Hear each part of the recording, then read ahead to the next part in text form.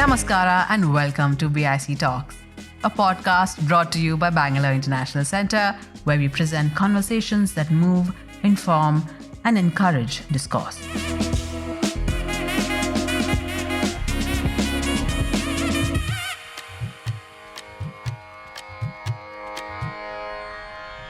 You see, we are too much in the present moment, whether the coming elections is going to be affected or not.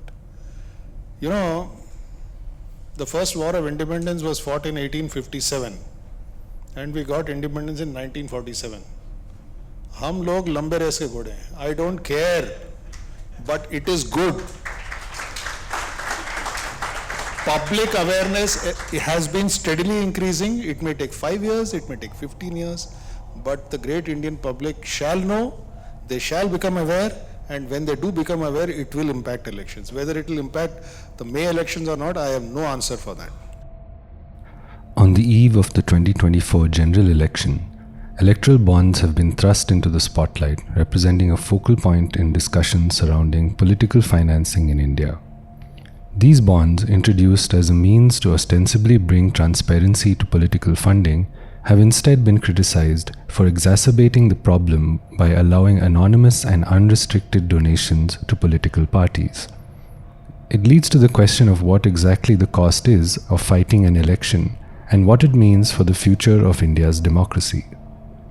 In this episode, Professor Trilochan Sastry, founder member of the Association for Democratic Reforms, a petitioner in the electoral bonds case in the Supreme Court, Brijesh Kalappa, who has contested a state election, and T.M. Veeraraghav, who has covered politics for 25 years, will discuss elections, money, and sources of funding in Indian politics. This episode is adapted from an event that took place at the BIC in March of 2024 as a part of BIC's election series. So what I plan to do is talk about things which may not be known in the public domain. That is what happened in the court and what was the set of events that led to these electoral bonds being actually introduced. You know, we started this transparency of political parties back in 2006. So we wanted to know the donations and the audited financial statements of political parties. I will not bore you with the details. It took us 4 years to get it out from the Central Information Commission. After that, we started studying those reports which the Income Tax Department was giving out. And we were finding that we don't know who is giving how much money to whom, because the political parties were only putting up that we got so much money.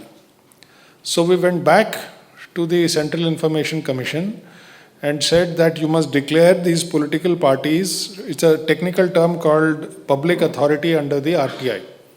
So if you're a public authority under the RTI Act, it means that all your information is in the public domain. So therefore, they would have to give information on who is giving them how much money. So we won that case. After that, the political parties refused to comply with it. Then we went back to the CIC. The CIC said, we can't do anything. We are helpless, but we stand by our order. So then we went to the Supreme Court. The matter is still somewhere there in the Supreme Court. So the noose was slowly tightening, and meanwhile the Election Commission also started asking questions about some details on the funding. So I think that was the background for the introduction of the electoral bonds. So let me just tell you what these electoral bonds are. What were the reasons that the government stated in public for actually introducing these bonds? Why did we as petitioners, there were other petitioners, why did we challenge the scheme, and on what grounds did the Supreme Court strike it down? So I'm going to restrict my talk to the legal part, and the media and the political part, I think our co-panelists will take over from there. And there are 2 or 3 questions which are there in the public domain, and we will leave it for Q&A. So one of the things the government has been saying is that the electoral bonds would eliminate black money. So did it do so or not? And now what kind of funding reforms do we need? Yes, electoral bonds are bad. They have been thrown out, but we still need some reforms. What kind of reforms do we need? If there are questions, we can take that up. So very quickly, the legal background. The electoral bond scheme actually included amendments to 4 laws. The RBI Act, Reserve Bank of India Act, which was passed in 1934, an amendment to the Income Tax Act, 1961, an amendment to the Representation of People Act, 1952-51, and an amendment to the Companies Act, 2013. So 4 laws were amended to introduce these electoral bonds. Now the scheme is that these laws are passed in Lok Sabha, the lower house first, and then they have to be passed in the upper house, which is the Rajya Sabha. At that time, the government did not have a majority in the Rajya Sabha. So they introduced these amendments in the Rajya Sabha through something called the Finance Act 2017, under which there is a provision for something called a money bill. If you introduce a money bill into the Rajya Sabha, then it doesn't have to be voted. At best, the Rajya Sabha can give some suggestions which will be taken on board. So that was the background. So many bills were passed. Now, just a small matter which is only peripherally of interest to the electoral bond scheme.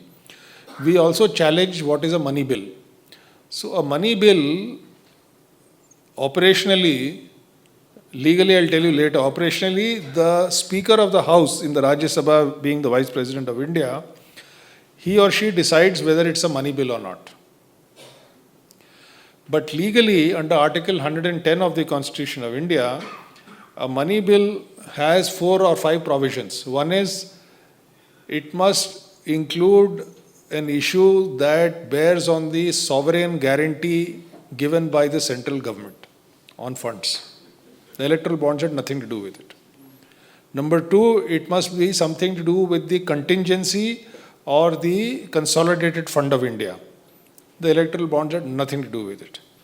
Or it has something to do with a tax matter. The electoral bonds had nothing to do with it.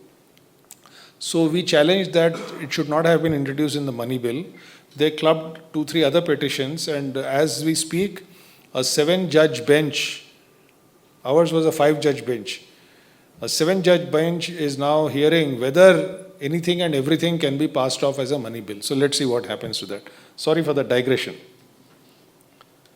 Now, what does the central government say about why they introduced these electoral bonds? Their public statement was that it is going to ensure transparency. The Election Commission of India was asked by the government before they introduced the bill to give its suggestions and comments. And the Election Commission of India, incidentally, is a constitutional authority. They replied to the government saying that this will reduce transparency and increase the possibility of black money. That the Representation of People Act, which you are amending, saying that you do not have to disclose who is giving how much money to whom in the electoral bonds, will increase black money and also be impossible for the Election Commission to trace whether that money is coming from a foreign source or whether it's black money. So therefore, the Election Commission stated in writing, which the court also mentioned in its judgment, that the electoral bond scheme is not good. Second thing they said is it would ensure secrecy of donors. Now, this is double speak, because in the public domain they were saying it is going to increase transparency, but in writing in court, the Attorney General of India argued in the Supreme Court on this petition that the primary purpose was to ensure donor secrecy. Now, well, this is, we are living in Animal Farm in 1984 all over again. 2024, 1984, I don't know. We'll have to see whether. Now, another argument which they gave is that people who are giving money want their donations and names to be kept private because they're afraid that they will be harassed if their names are made public. Now, the fact is that many people are being harassed, but not by the opposition parties at all. It is by the people who control the CBI and the ED and the income tax authorities who are actually harassing them. So in the absence of, so this is what they said, in the absence of electoral bond, donors would have no option but to donate by cash after siphoning off money from their businesses. This is gobbledygook because, now I'm saying it deliberately because there are two other options which people don't know about donating money, which is still there. It was there when the electoral bonds were there, and after they are struck down, those two options are still there, which is any one of us can write a check or send money online to any political party of your choice. Any company can do that. So you're not forced to siphon off your money and give it through cash, because you can just donate it to any political party of your choice. And there's another provision under the law which says electoral trusts. So a group of people can form a trust. Typically it is formed by by corporate houses, and they can receive donations from whoever they like.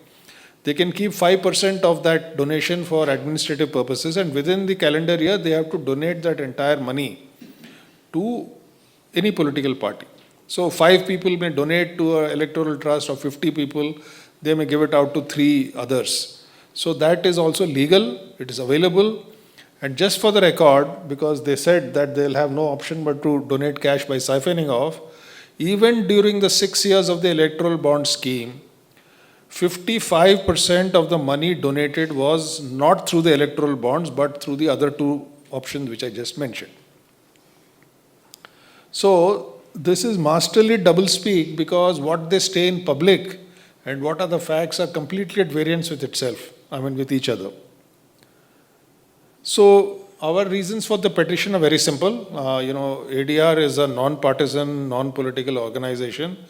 We try our little bit to try and improve elections and democracy, and one of the bedrocks of that is transparency as much as possible. So we said that these electoral bonds are actually opaque. We don't know who is giving how much money to whom, and therefore it is unconstitutional. And some of you may not know the law. Under Article 19(1)(a), which is a fundamental right in our constitution, which means all of us enjoy that Article 19(1)(a), the technical term is freedom of expression. That means I can talk the way I am and hopefully I will not go to jail.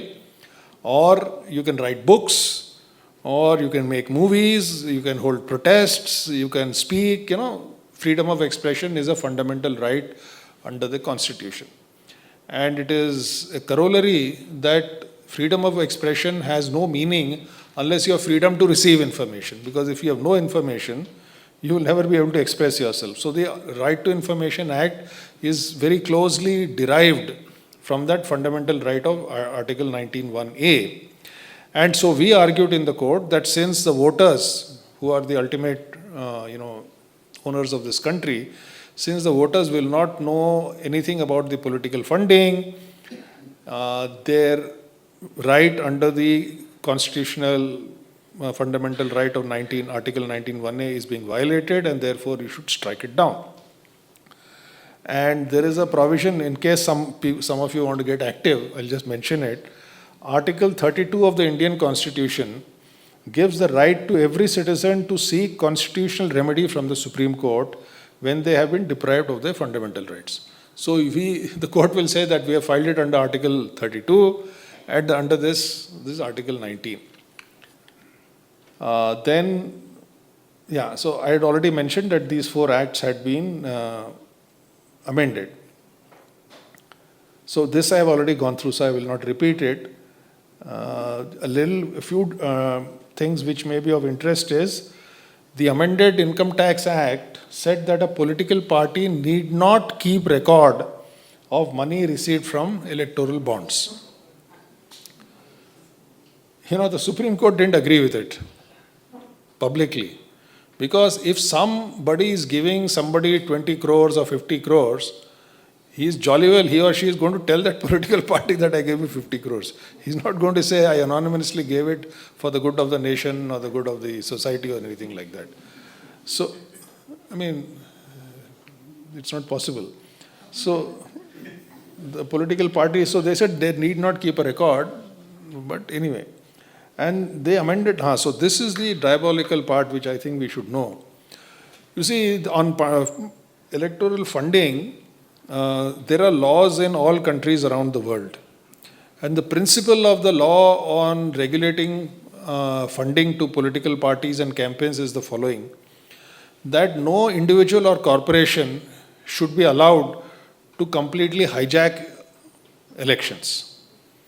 I mean, just to put it dramatically, Apple's market cap is about $3 trillion, which is a little less than India's GDP.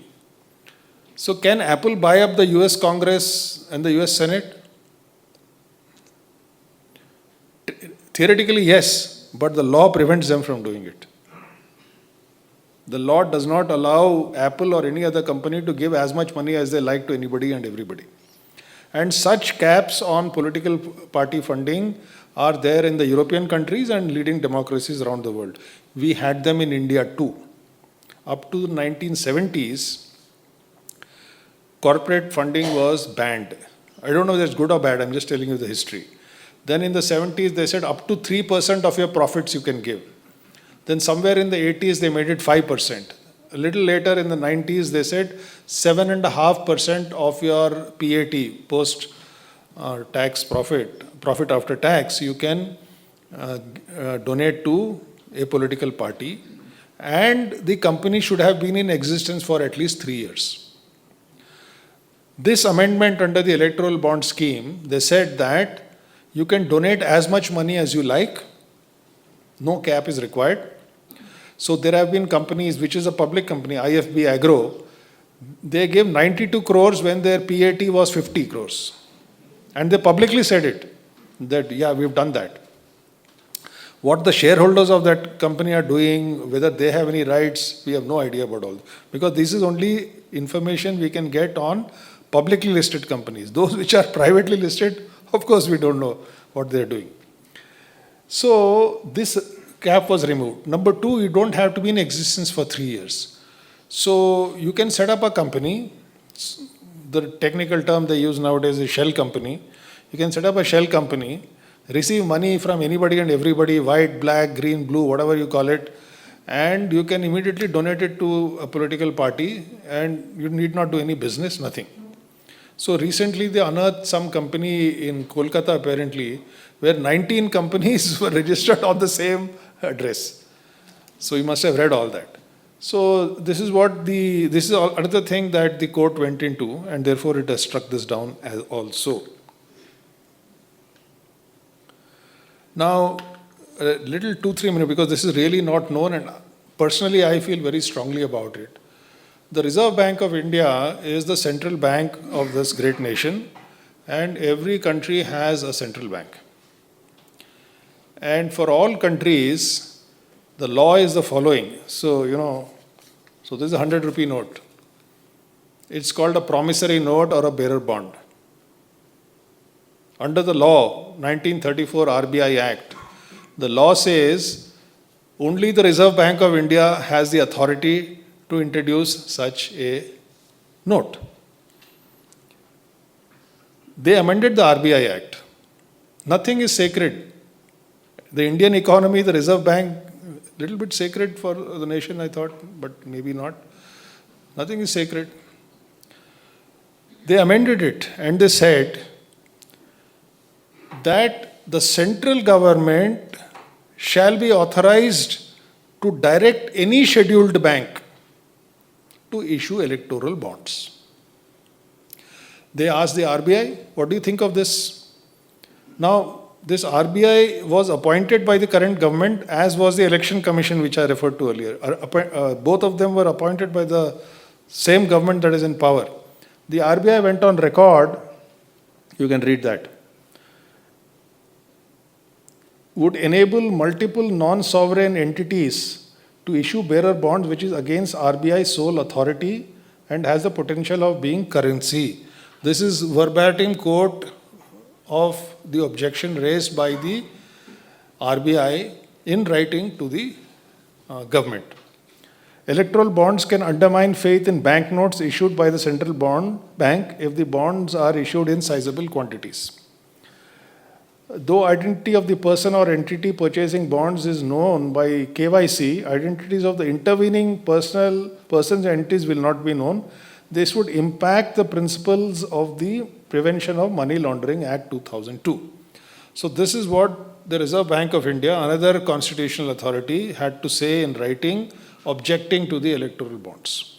Of course, in royal disdain, the government ignored all this and went ahead anyway. So RBI even said, why do you have to issue an electoral bond? Digital payments are good enough. So they didn't want it. And look at, would have an adverse impact on public perception about the scheme, as also the credibility of India's financial system in general and the central bank in particular.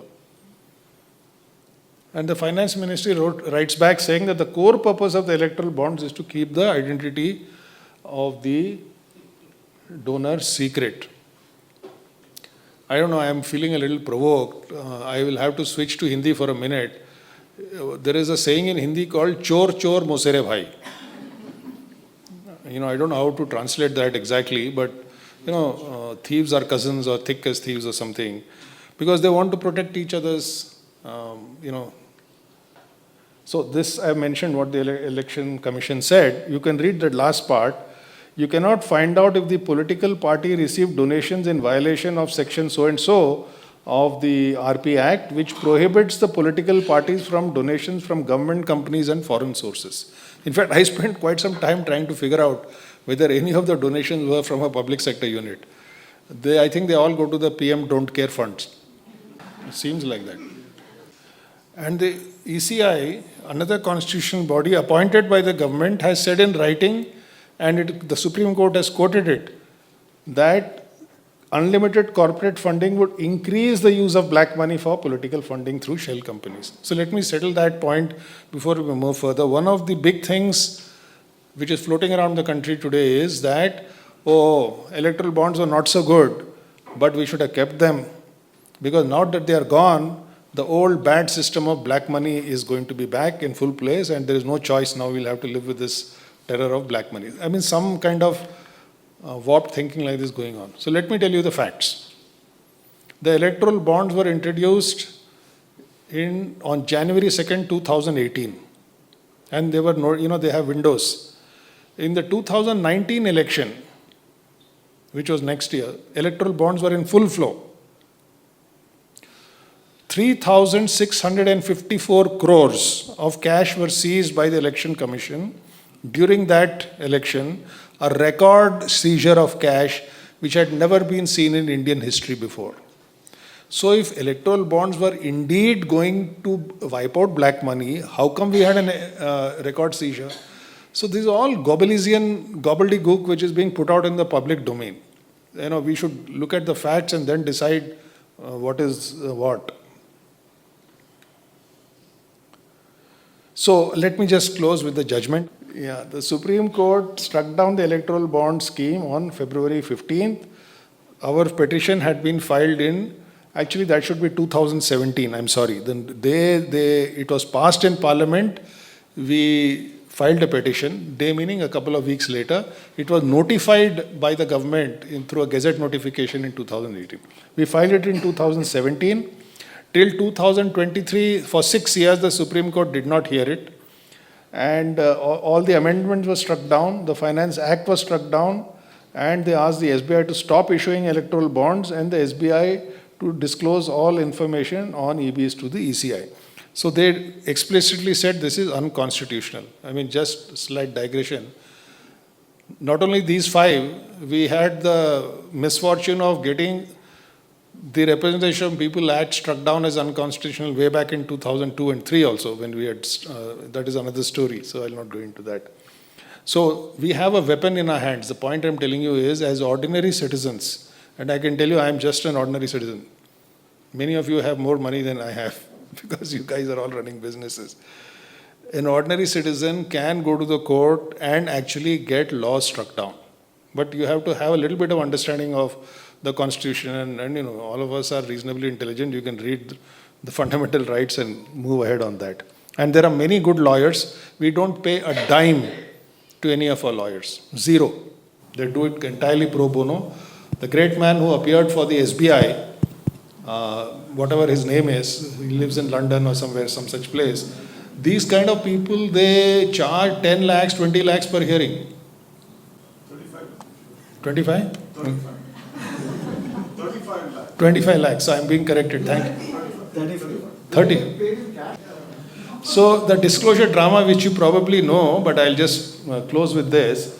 So on 15th February, the Supreme Court said that you shall give this information by the 6th of March, 3 weeks. 2 days before that, on the 4th of March, the SBI ran to the Supreme Court under the same well-known lawyer and said that we need 3 months more.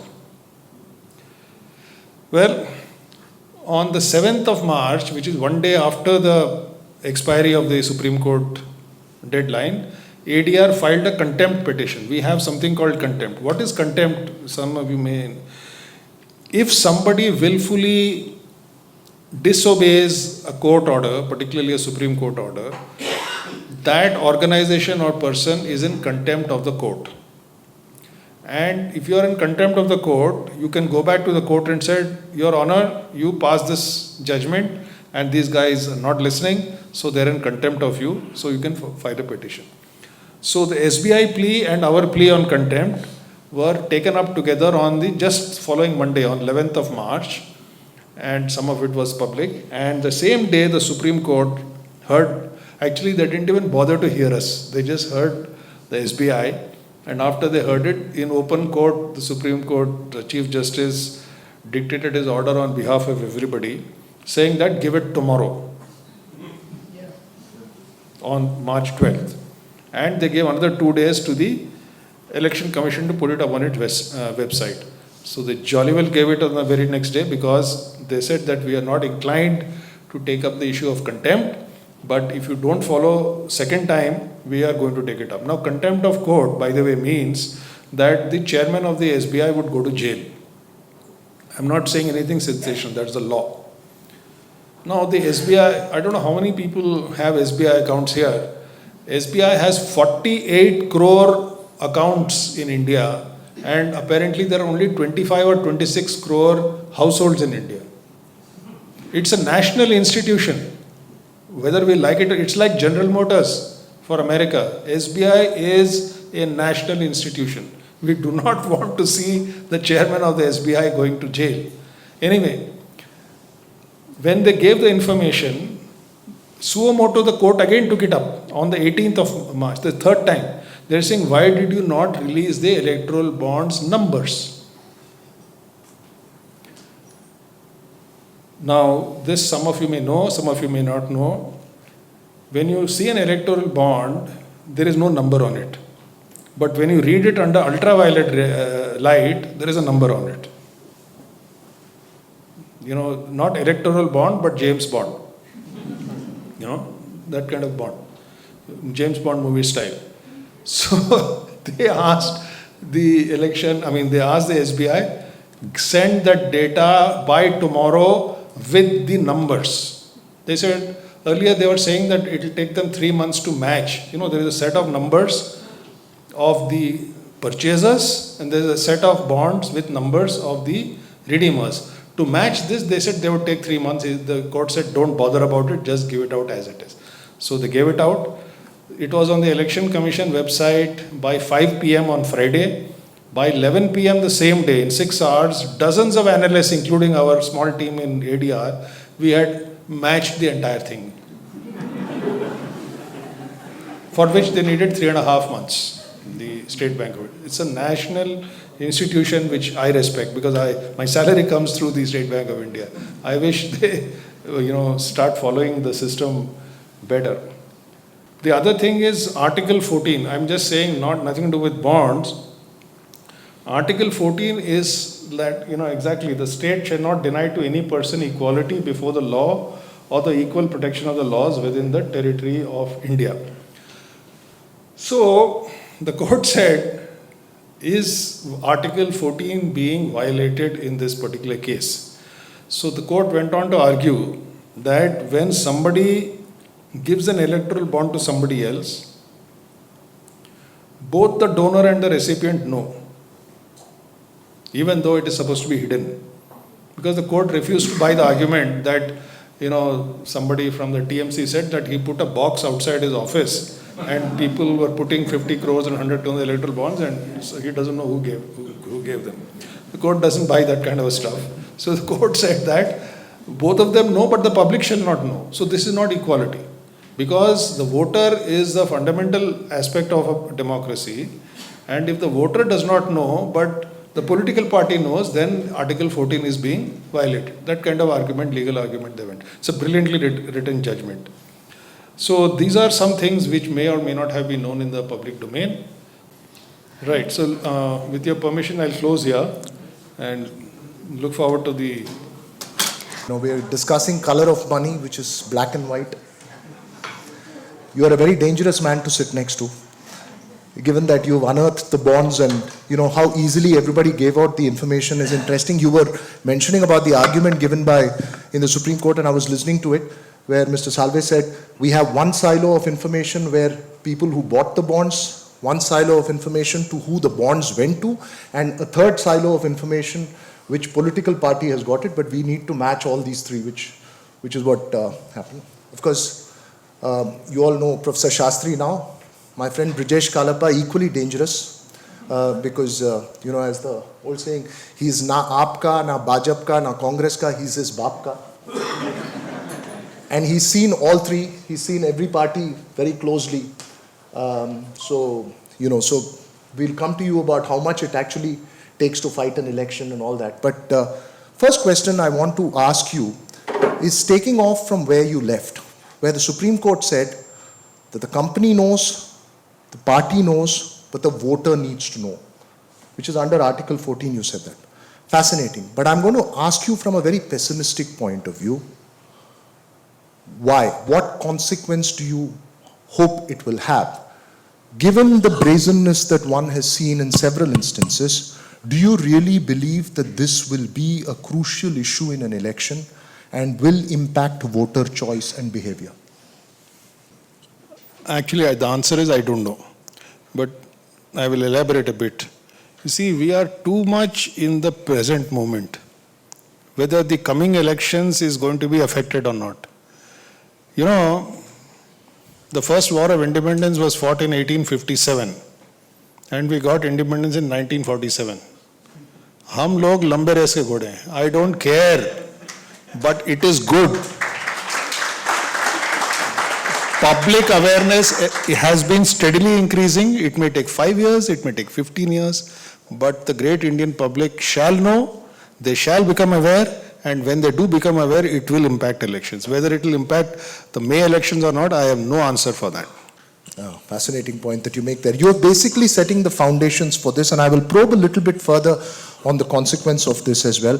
But Brijesh, from a political point of view, one has seen this, and I'm just broadening the debate. What does it take to contest an election? How much money is being spent? Because some parties say 40 crores, 50 crores, 80 crores. I mean, just explain that whole thing to us. How much does it actually take for somebody who has to contest a parliamentary election? See, I've been, trying to calculate how much it costs to contest an election. And the first time I thought about this was sometime in the 90s, late 90s. At that time, in Coorg, where I come from, you required about 50 lakh to contest an election. Then, of course, the famous Bellary mining scam happened. From then on, things kind of just escalated, right? And today, if one were to contest an election from Coorg, one would require about 7.5 crore for an assembly election, and for a parliament election from Mysore constituency, which also encapsulates Coorg, I think you should require about 50 to 60 CR. 50 to 60 crores for a parliament. Yeah, and incidentally, you know what the salary of an MP is? it's about 2 lakh rupees a month. So you'll be spending... That's the salary without electoral bonds. That's the one that gets transferred online. No, but really, I appreciated what Professor Sastry said. But he also made a point regarding the seizures, right? And all this electoral bond money is not actually going into these elections. So if somebody is under the mistaken impression that this 6,000 crore which a political party has received, 8,000. that goes into cash and then goes to candidates, it's wrong. That never goes as cash.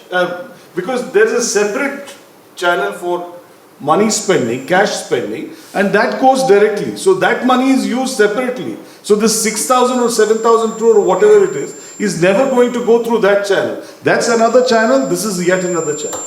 The reason why I asked that question is that while we can discuss electoral bonds and while we have fascinating data now, and I wish we can put up that data if you have of how much each political party cost, because I have the numbers with me, 18,000 crores totally, and about 8,000 crores of that is for the BJP, around 1,700 crores for the Congress, about 1,700 crores for the Trinamool Congress. Those are the top three that I remember. Now the question that I'm going to pose is actually taking the debate further.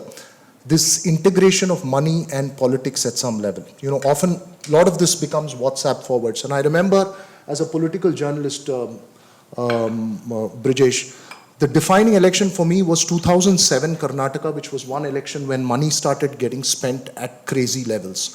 And this is to say, because that was when the Operation Kamala happened and you had Janardhan Reddy, and it's largely accepted that South India has in many things set the record for the rest of the country, and South India set the record in terms of spending for elections as well. Karnataka set that record.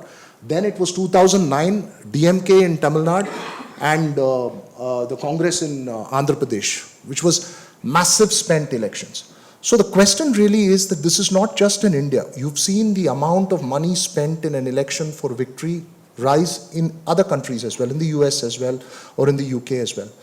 If somebody can spend X amount of money and do a great marketing campaign, and if that person's going to be the one who's going to win an election, then are we ever going to be able to beat this idea of money funding for politics? I don't know the answer to that, because I think before, as I said, we live too much in the present, and when we see a thunderstorm, we think it's going to go on forever. From 1950 till about 1970s, he said 50 lakhs. In those days, hardly 1 or 2 lakhs. Of course, there's an inflation issue there. And people were winning elections. So now we are in the middle of this thing where we're spending 50 crores. So, I mean, people will have to think innovatively. See, where is this money spent? I think he will tell us better. But I'm just, since you asked me, I'm responding. One is, the candidate will have huge rallies, meetings, then he has got his staff whom he has to pay, transport, etc., etc. Then, of course, there is the distribution of money, liquor and gifts, where Karnataka is setting a record. Now, of course, the cynics are saying that now people are taking money from every candidate and voting for whoever they like to. It doesn't matter. I have no idea. He will have to tell us what it is. But somewhere it has to max out. So now we have been telling the Election Commission, and the Election Commission is little on the back foot there. The first corrupt act in the Representation of People Act 1951, if you look at the list of corrupt practices, the first one is bribing of voters. So we don't even know that it is illegal to bribe voters. And it is illegal not only to bribe voters, it is illegal for somebody to receive the vote. Now the Election Commission has somebody called an election observer. Somebody from the Indian Revenue Service of the rank of Joint Secretary or above is an election observer in every Lok Sabha election, along with 2 other IAS officers. And he or she is supposed to look at the elections expenditure. There are tons of reports there. So we have told the Election Commission that if you find money or liquor being distributed, you should countermand the election. So off the record, one of the previous chief election commissioners told Me, Professor Sastry, I'll have to countermand elections in the entire country. So I said it is worth doing, do it once. It's not that we can't pretend to be helpless. We've sent a thing to the moon and to Mars, and we can't fix this problem. Come on. I mean, we can fix this problem if we want to. Can it be fixed? Can a candidate without money win an election? One election he can win. Because, I mean, that depends on how the electorate perceives that candidate and, good intentions and so on and so forth. One election he can win. But when the next time around, if there is a sense of, oh, what have we done? And, the old system is better and so on and so forth. Unless he's able to sell continuous hope, he's bound to lose the next election. Because there have been some good candidates who have won just one election. And after that, they've kind of disappeared. So one election, you can definitely win. With a great degree of goodwill. But if you're only going to be blamed the political parties, I think it's unfair. Because I know of, extremely decent people. Actually, there's this political worker who came to me the other day. And he says that he went to a home where there was a Mercedes-Benz parked.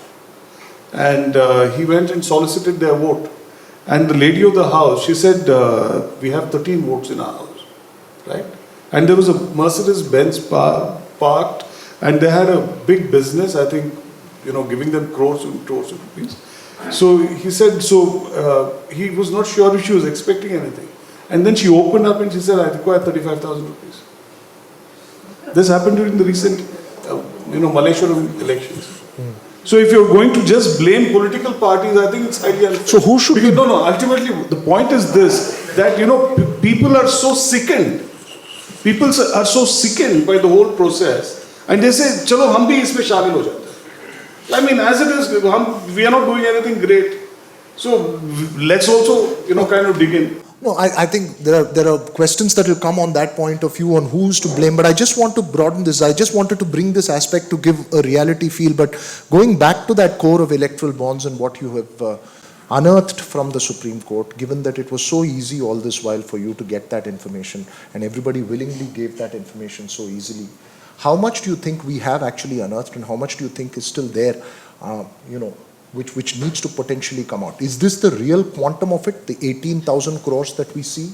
Is that the real quantum of it? Very little. Is this just the tip of the iceberg? It is absolutely the tip of the iceberg. He just mentioned you're going to spend 50 crores. That 50 crores is not in the electoral bonds. May not even be through check. It may be cash.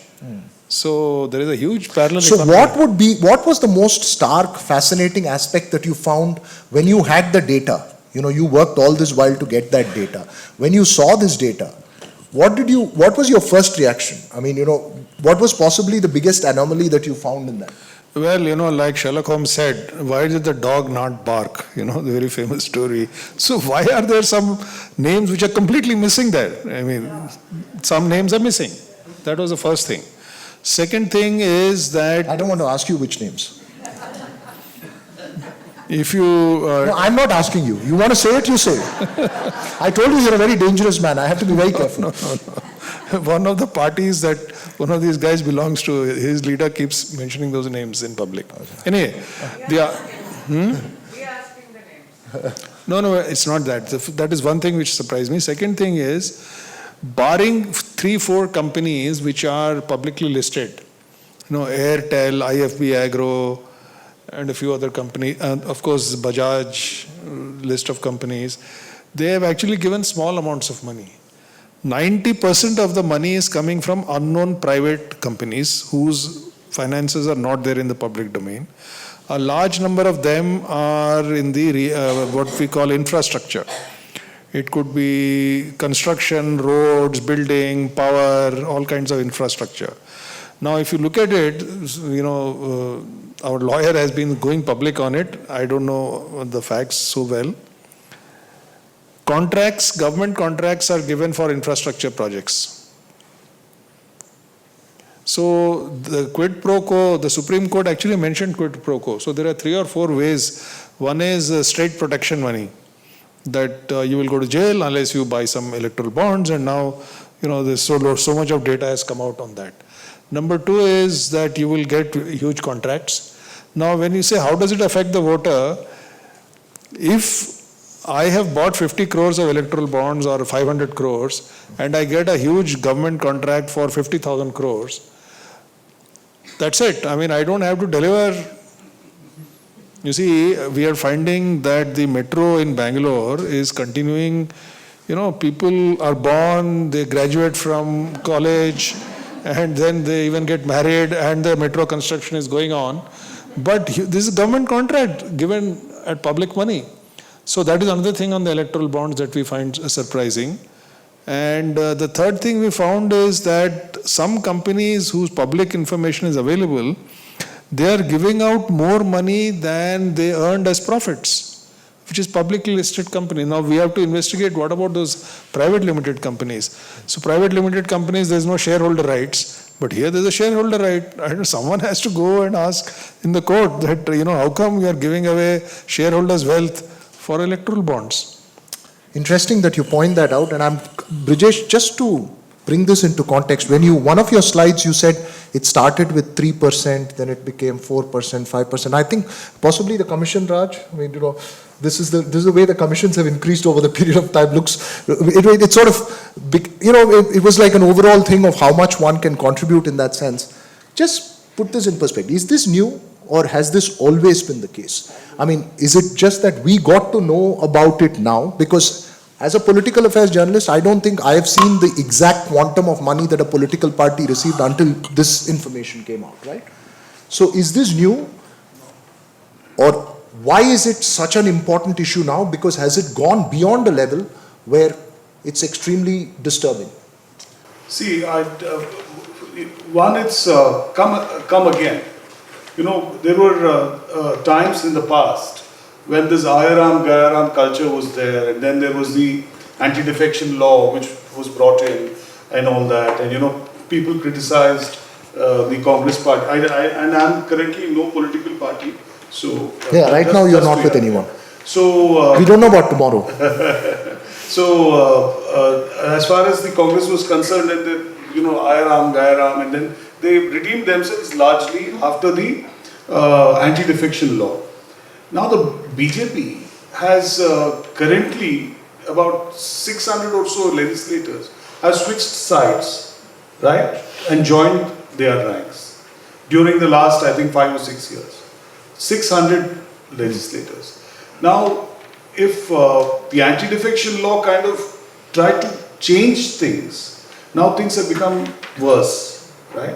So, as far as political defections are concerned, this is also something about transparency and honesty and so on and so forth. Yeah? So, it's very important from that point of view. And as far as electoral bonds are concerned, nobody actually thought of something as innovative as this. And then the electoral bond is very interesting because आप चंदा लो और दंदा लो, right? चंदा लो, danda lo. And there's another scheme. If it's not danda lo, you don't take business from a political party, you are escaping from the danda of ED, CBI and IT. So it's very innovative from that point of view. And it's very open. So supposing I have an ED officer breathing down my neck, right?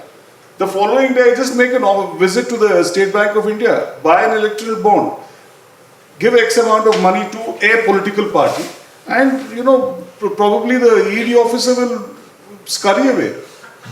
And this has been done. I've seen, there is a client who kind of did this.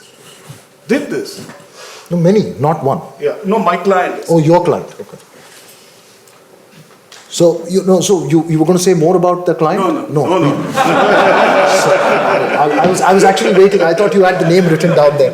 I just wanted to ask this question that you've said. Also the comment that you made shows where you're going politically, because that's exactly the Congress spokesperson's comment yesterday as well. This is Jairam Ramesh's comment yesterday. Yeah, it's there on the front line of all this. So this bit. I don't think he said danda, because this is a.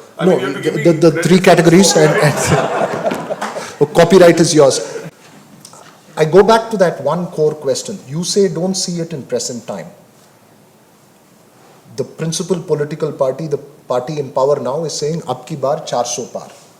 If, let us say, 350 plus, if the results reflect a 350 plus or a 300 plus and an overwhelming mandate again, does this mean then this entire exercise is lost?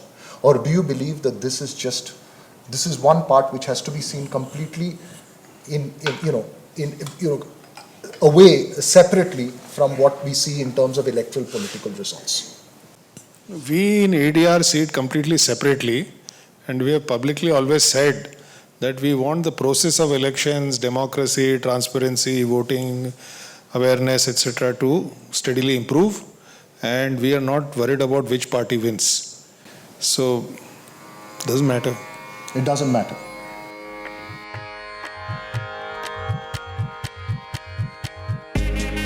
You have been listening to BIC Talks by Bangalore International Centre. If you like what you heard, do follow us on social media. Keep up with our programming by signing up for our mailer on the website or leave us a review or rating on Apple Podcasts or iTunes.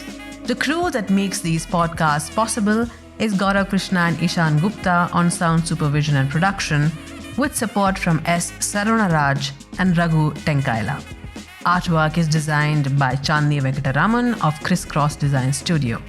Don't forget to subscribe to our channel on your favorite podcast platform. It can also be accessed on our website, bangaloreinternationalcentre.org.